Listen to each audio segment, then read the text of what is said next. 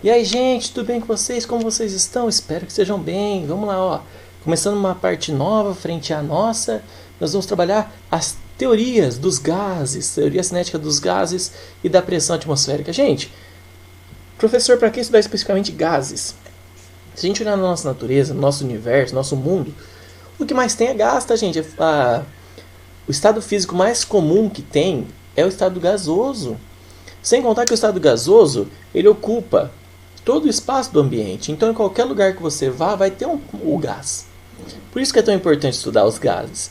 Outra coisa, os gases têm algumas propriedades que a gente vai ver que são bastante interessantes deles. São algumas propriedades peculiares que eles têm. Olha lá que legal. Eles ocupam todo o volume do recipiente que os contém. Então, se eu colocar o gás dentro de uma bexiga redonda, ele vai ficar redondo. Se eu colocar dentro de uma bexiga quadrada, ele vai ficar quadrado. Se eu colocar dentro de uma bexiga no formato de coração, ele vai ficar com formato de coração. Ou eu posso pôr dentro de uma bexiga e mexer ela para fazer um cachorrinho. Ele vai ocupar o volume da bexiga, então ele não tem uma forma definida. É muito importante e interessante isso. Sem contar que os volumes dos gases, ocupados pelos gases, podem ser muito diminuídos com o aumento da pressão. Ou seja, ele tem grande compressibilidade. Então eu consigo colocar o gás dentro de um recipiente e diminuir o tamanho do recipiente absurdamente, ou colocar quantidades absurdas de gases dentro de um recipiente pequeno. Eles aguentam, o gás tem essa possibilidade. Os gases sempre se misturam entre si, formando misturas homogêneas. Isso já tinha avisado para vocês quando eu falei de misturas, tá bom? E outra coisa, a densidade do gás é muito menor do que a dos seus sólidos e líquidos. Por isso que quando você evapora algo, qualquer coisa que você botar para ferver, na hora que formar o gás, ele vai embora para o ambiente, ele vai para cima, tá bom? Algumas características dos gases, gente, que a gente vai estudar. Que o gás ele tem pressão, temperatura, volume e número de mols. A pressão é a pressão exercida pelo gás, a temperatura que o gás está submetido, o número de mols é a quantidade que tem de gás e o volume ocupado pelo gás são as características que a gente vai estudar dos gases. Guardem essas 4 propriedades aí, que são propriedades da matéria, porque na próxima aula a gente vai estudar exatamente essas propriedades, tá bom? Teoria cinética dos gases, olha que interessante. Para a gente explicar os gases, foi inventada uma teoria cinética, ou seja, teoria do movimento dos gases, explicando como que o gás se movimenta, como que ele funciona, beleza? Olha lá.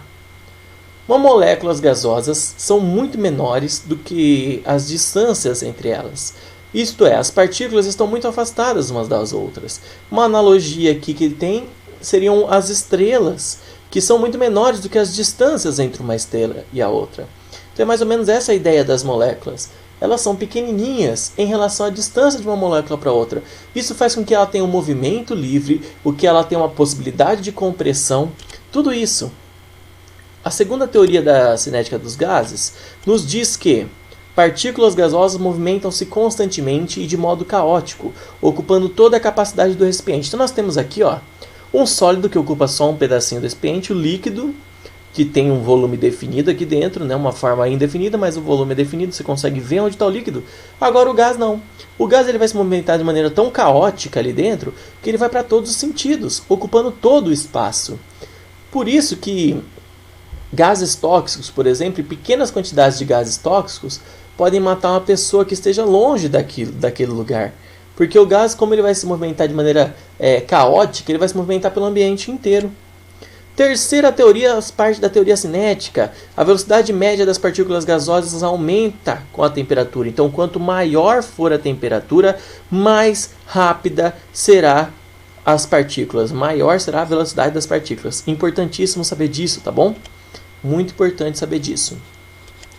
Uma quarta teoria nos diz que a pressão de um gás é a consequência das colisões das partículas com a parede do recipiente. Mesmo porque pressão é força sobre área, então a gente vai considerar que um gás se choca contra uma parede, tá bom? E quando ele se choca com essa parede, ele gera uma pressão. Por falar em pressão, vamos falar de pressão atmosférica. Bom, para medir o que é a pressão atmosférica, se a atmosfera tem gás, tem uma pressão. Como que eu faço para medir essa pressão atmosférica? Torricelli ele inventou um método que a gente chama de barômetro de Torricelli em 1644. Olha o que ele fez. Ele pegou um tubo e lotou esse tubo com mercúrio e virou esse tubo dentro de um recipiente que tinha mercúrio. Aí ele percebeu que parte do mercúrio desceu para o recipiente, mas não inteiro. Parte dele ficou aqui dentro do tubo. Para quem tem piscina ou para quem já foi numa piscina, com um copo de água você consegue fazer exatamente o mesmo experimento, tá? Façam lá, enche um copo de água, põe dentro da piscina e ergue, mas não pode deixar a água vazar, ela tem que ficar abaixo da piscina. Mas ergue até vocês olharem o copo. Vocês vão ver que um pedaço do copo vai ficar com um pouco de gás, vai ficar na forma de vácuo, tá bom? E quando a gente fez isso, ele falou, bom, mas o que está fazendo o líquido não descer? Por que o líquido não desce e escorre totalmente e vai embora? Porque algo está segurando ele, ou seja, algo está empurrando o líquido para cima. E o que está empurrando esse líquido para cima é a pressão atmosférica.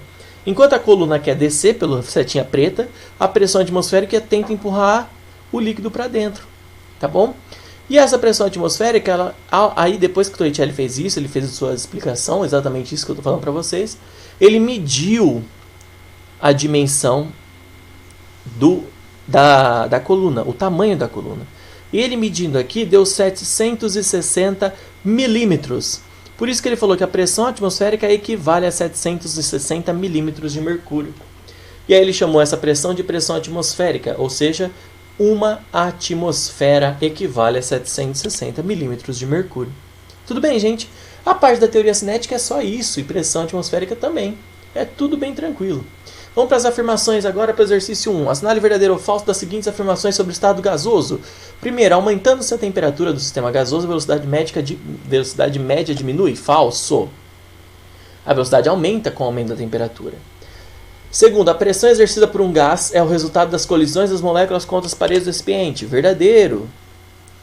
Terceiro, quanto maior o número de colisões entre as moléculas do gás e as paredes do recipiente, menor será a sua pressão. Não, né, gente? Quanto maior o número de colisões, maior será a pressão, porque a pressão é a medida do número de colisões. Tudo bem? Então, quanto maior o número de colisões, maior será a sua pressão. Certo? Exercício 2. Segundo a teoria cinética dos gases, podemos afirmar que qualquer sistema gasoso, 1. Ocupa toda a capacidade do recipiente que o contém, 2. Apresenta densidade muito menor do que o líquido obtido pela sua condensação. Para ilustrar essas propriedades, utilizou-se um liquidificador, em cujos copos foram colocadas algumas esferas pequenas, leves e inquebráveis. Explique como esse modelo pode ilustrar as propriedades 1 e 2. Bom, gente, eu vou fazer mais ou menos o desenho aqui para vocês entenderem, mas vamos ver primeiro o que fala. Ó. A propriedade 1 ela pode ser explicada com um liquidificador ligado. Por quê? Vamos imaginar que eu vou colocar aqui, então, ó, o liquidificador aqui, o copo do liquidificador.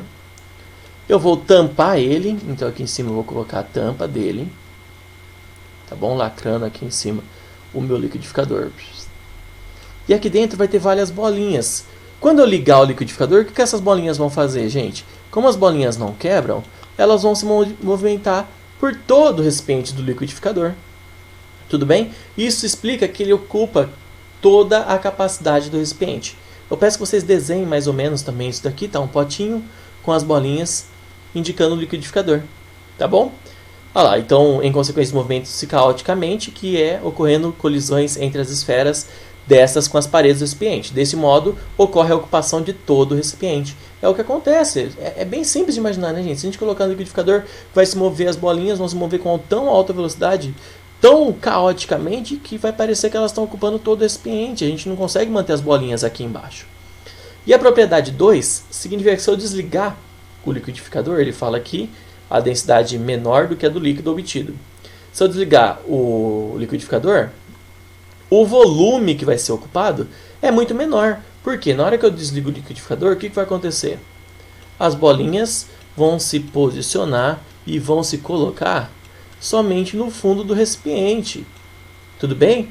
Então, o volume ocupado pelas bolinhas vai ser bem menor do que o volume quando elas estão ligadas. Lembrando, quando está ligado é o estado gasoso. Quando ele está desligado, a gente pode imaginar que é o estado líquido, por exemplo. Tá bom? E o cálculo da densidade, a gente vê que densidade é massa por volume. É uma comparação da massa pelo volume. Se o volume fica menor, se eu diminuo o volume, a densidade aumenta. É isso que ele está falando, né? Essa é a propriedade 2. No caso gasoso, eu aumentei o volume. No aumento do volume, o aumento do volume causa uma diminuição na densidade. Tá bom?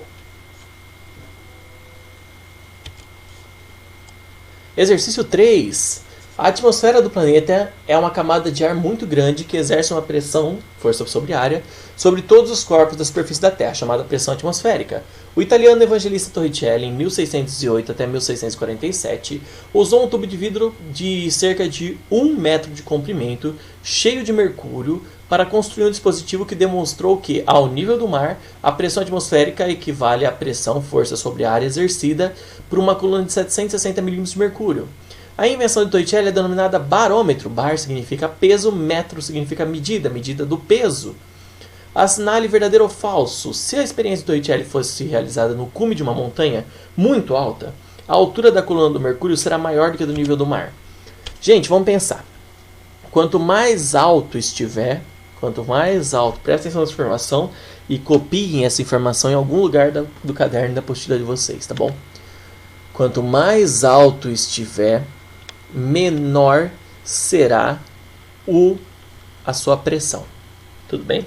Então, quanto mais alto estiver, menor será a sua pressão. Dessa forma, se ele subiu no cume de uma montanha, ele está mais alto do que no nível do mar.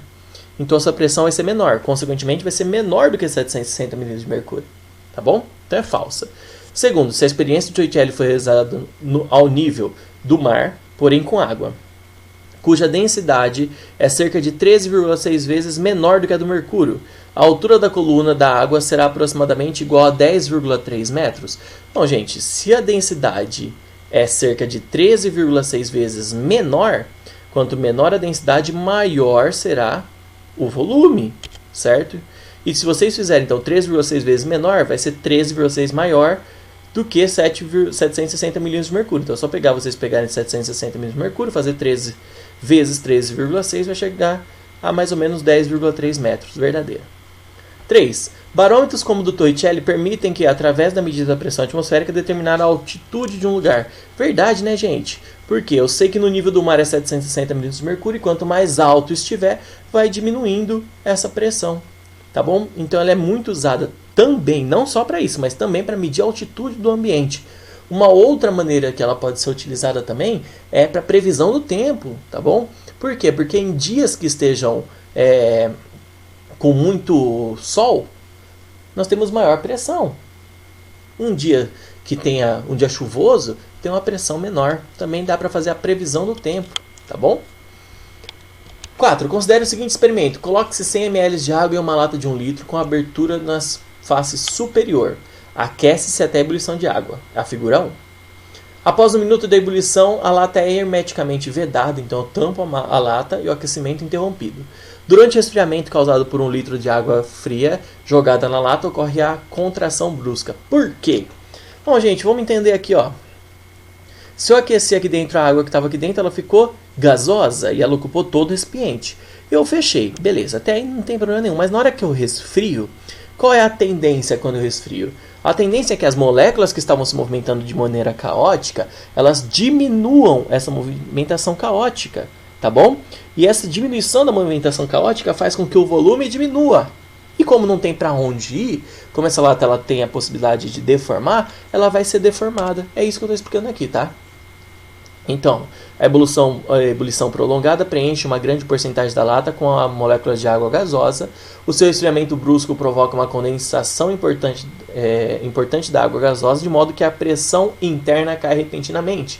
A pressão atmosférica, nesse momento, esmaga a lata. Tá bom? É o que eu disse. Como vai ter menos gás, o gás vazou, né? No caso, na hora que eu lacrar e resfriar, o gás aqui dentro vai ser menor, diminuindo a pressão aqui dentro, porque tem pouco gás aqui dentro, vai ter menos pressão do que a atmosférica, e a pressão atmosférica vai forçar a latinha. Meus queridos, bons estudos para vocês, beijinho no coração, espero que vocês tenham compreendido, qualquer coisa é só me chamar. Beijinho e até a próxima, tchau, tchau!